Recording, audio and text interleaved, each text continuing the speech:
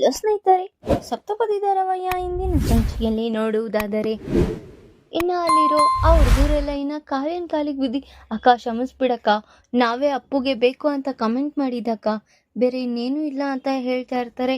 ನೋಡಿದ್ರೆ ಎಸ್ಐ ಅವರೇ, ಯಾರು ನಿಜ ಹೇಳಿದ್ರು ಅಂತ?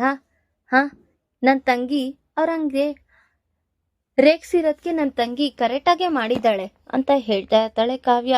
ಇನ್ನು ಎಲ್ಲರನ್ನೂ ಹೊರ್ಗಡೆ ಬಿಡಿಸ್ತಾ ಇದ್ರೆ ಇನ್ನು ರಾಜ್ನ ಬಿಡಿಸ್ತೀರಾ ಮೌನವಾಗಿ ನಿಂತಿರ್ತಾಳೆ.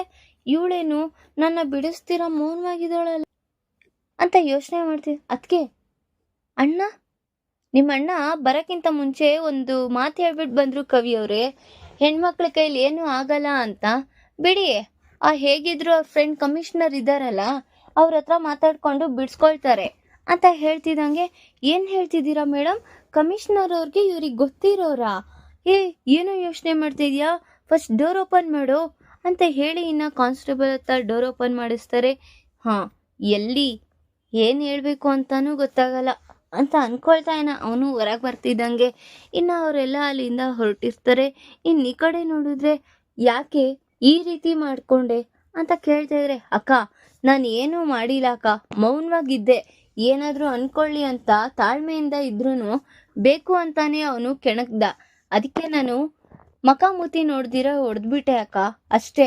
ಏನಕ್ಕ ಮಾಡೋದು, ನನ್ನ ಮಾತೆಲ್ಲ ಯಾರು ನಂಬ್ತಾರೆ? ಆ ಅನಾಮಿಕನ್ ಮಾತುಗಳಾದರೆ ಎಲ್ಲ ಜನಗಳು ನಂಬ್ತಾರೆ. ಲಾಡ್ಜಿಗೆ ಬರ್ತೀಯಾ, ಎಷ್ಟು ಕೊಡ್ತೀಯಾ ಅಂತ ಎಲ್ಲ ಮಾತಾಡ್ತಾರೆ. ನನಗೆಷ್ಟು ಬೇಜಾರಾಗಲ್ಲ, ನಾನು ಒಂದು ಹುಡುಗಿ ಅಲ್ವಾ ಅಕ್ಕ ಅಂತ ಹೇಳಿ ಅವಳು ಅಲ್ಲಿಂದ ಹೊರಟಿರ್ತಾಳೆ.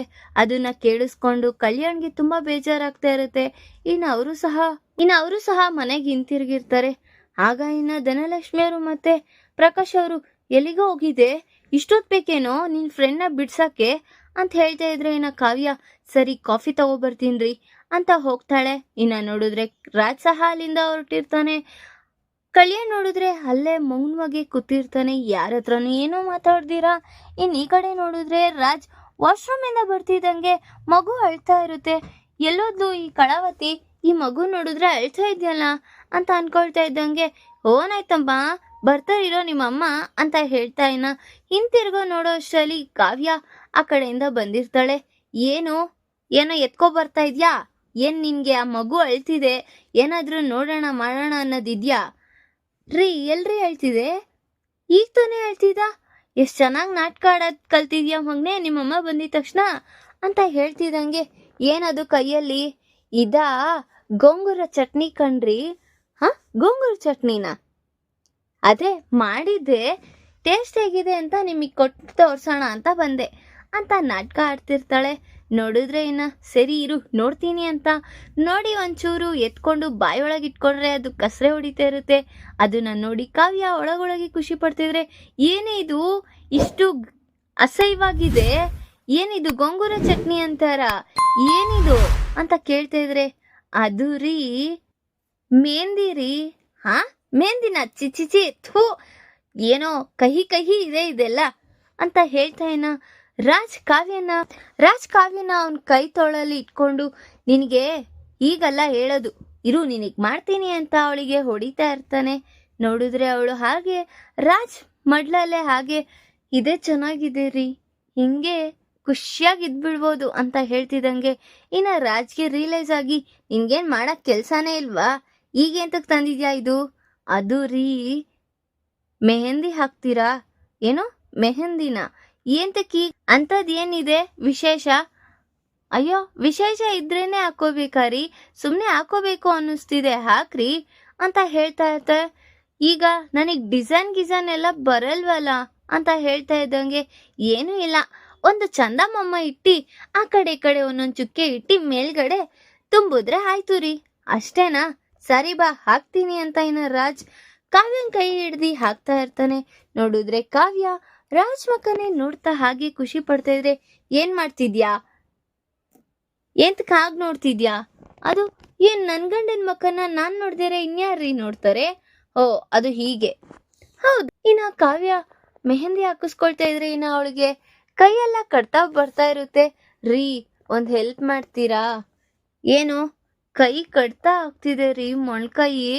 ಏನೋ ನನ್ಗೀಗ ನನಗೆ ತುರ್ಕೆ ಮಾಡ್ಕೊಳ್ಳೋದಿಕ್ಕಾಗಲ್ಲ ರೀ, ನೀವೇ ಸ್ವಲ್ಪ ಸಹಾಯ ಮಾಡ್ರಿ ಅಂತ ಹೇಳ್ತಿದ್ದಂಗೆ ಏನಿಲ್ಲ ಸರಿ ಆಯ್ತು ಬಿಡು ಅಂತ ಹೇಳಿ ಇನ್ನ ರಾಜ್ ಅವಳ ಕೈ ಕಡಿತಾ ಇದ್ರೆ ಅಲ್ಲಿಗೆ ಸವರ್ತಾ ಇರ್ತಾನೆ.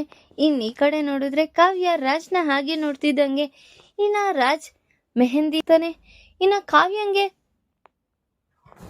ಕಾವ್ಯ ಮತ್ತೆ ರಾಜ್ ಇಬ್ರು ಖುಷಿಯಾಗಿ ಇನ್ನ ಮೆಹಂದಿ ಹಾಕಿಸ್ಕೊಳ್ತಾ ಇರ್ತಾರೆ.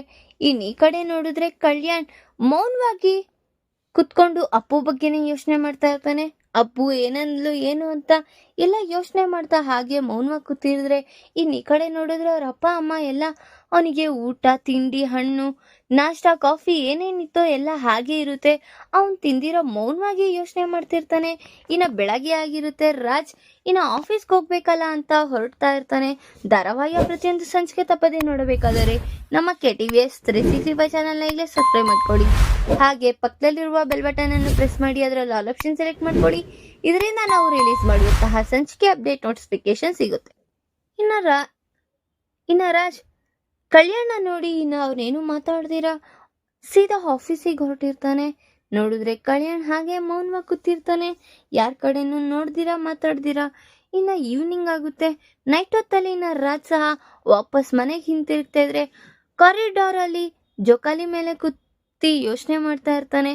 ಹಾಗೂ ಸಹ ರಾಜ್ ಏನು ಕಲ್ಯಾಣ್ಗೆ ಏನಾಯ್ತು ಅಂತ ಅನ್ಕೊಳ್ತಾ ಹಾಗೂ ಸಹ ಮಾತಾಡ್ದಿರಾ ಇನ್ನ ಹೊರಟಿ ಇನ್ನ ಫ್ರೆಶ್ ಅಪ್ ಆಗಿ ಬಂದ ತಕ್ಷಣ ಕಲ್ಯಾಣ್ ಏನಣ್ಣ ಏನೋ ಮಾಡ್ತಿದ್ಯಾ, ನೋಡ್ತಾ ಇದ್ದೀನೋ ನಾನು ಬೆಳಗ್ಗೆ ಊಟ ಗೀಟ ಏನು ಮಾಡ್ದಿರಾ ಅಂತದ್ ಏನ್ ದೀರ್ಘವಾಗಿ ಯೋಚನೆ ಮಾಡ್ತಾ ಇದ್ಯಾ ಅಂತ ಕೇಳ್ತಾ ಇದ್ರೆ ಏನು ಇಲ್ಲ ಅಣ್ಣ, ಏನು ಮತ್ತೆ ಆ ಅನಾಮಿಕನ್ ಬಗ್ಗೆನೇ ಯೋಚನೆ ಮಾಡ್ತಾ ಇದ್ಯಾ? ಅವಳ ಬಗ್ಗೆ ನಾನು ಯಾಕಣ್ಣ ಯೋಚನೆ ಮಾಡಿ, ಅದು ಮುಗ್ದೋಗಿರೋ ಅಧ್ಯಾಯ ಮತ್ತ್ಯಾಕೆ ನಾನು ಯೋಚನೆ ಮಾಡ್ಲಿ? ಮತ್ತೆ ಇನ್ನೇದ್ರ ಬಗ್ಗೆನು ಇಷ್ಟು ಆಳವಾಗಿ ಯೋಚನೆ ಮಾಡ್ತಿದ್ಯಾ? ಅದು ಅಪ್ಪು ಬಗ್ಗೆ ಅಣ್ಣ. ಅಪ್ಪು ಬಗ್ಗೆನಾ? ಅಲ್ಲ, ಅವಳಿಗೆ ಎಲ್ಲರೂ ಹೇಗೆ ಮಾತಾಡ್ತಿದ್ದಾರೆ ಅದನ್ನೆಲ್ಲ ನೆನೆಸ್ಕೊಳ್ತಿದ್ರೆ ನನಗೆ ಬೇಜಾರಾಗ್ತಿದೆ ಅಣ್ಣ. ಏನಾದರೂ ಒಂದು ಪರಿಹಾರ ಮಾಡಬೇಕು ಅಂತ ಯೋಚನೆ ಮಾಡ್ತಾ ಇದ್ದೀನಿ. ಈಗ ನೀನೇನು ಪರಿಹಾರ ಮಾಡ್ತೀಯಾ? ಮಾಡಿದ್ರೆ ಅವ್ರ ಮನೆಯವರೆಲ್ಲರೂ ಸೇರಿ ಮಾಡ್ತಾರೆ. ನೀನೇನೀಗ ಮಾಡೋ ಅಂಥದ್ದು ಏನೂ ಇಲ್ಲ, ಮೌನವಾಗಿ ನಿಂದೇನಿದೆಯೋ ಕೆಲಸ ಮಾಡ್ಕೊಂಡು ಹೋಗು ಅಂತ ಹೇಳ್ತಿದ್ರು. ಅದೇ ಗಣ್ಣ ಎಲ್ಲ ನನ್ನಿಂದ ಅಲ್ವಾ ಅಣ್ಣ ಅಪ್ಪುಗೆ ಈ ರೀತಿ ಹೆಸರು ಎಲ್ಲ ಬರ್ತಾ ಇರೋದು. ನಾನು ಹೇಗಣ್ಣ ಸಲೀಸಾಗಿ ಸುಮ್ಮನೆ ಬಿಡೋದಿಕ್ಕಾಗುತ್ತೆ, ನೀನೇ ಹೇಳು ಅಂತ ಹೇಳ್ತಿದ್ದಂಗೆ ಈಗೇನು ನೀನು ಹೋಗಿ ಅವಳ ಭವಿಷ್ಯನ ನೀನು ಹಿಂತಿರ್ಗಾಕ್ಬಿಟ್ಟು ಹೊಸ ಭವಿಷ್ಯನ ಬರೀತ್ಯಾ? ಇಲ್ಲ ತಾನೆ ಅಂತ ಹೇಳ್ತಿದ್ದಂಗೆ ಇನ್ನ ಕಲ್ಯಾಣ್ ಯೋಚನೆ ಮಾಡ್ತಾ ನಿಂತಿರ್ತಾನೆ.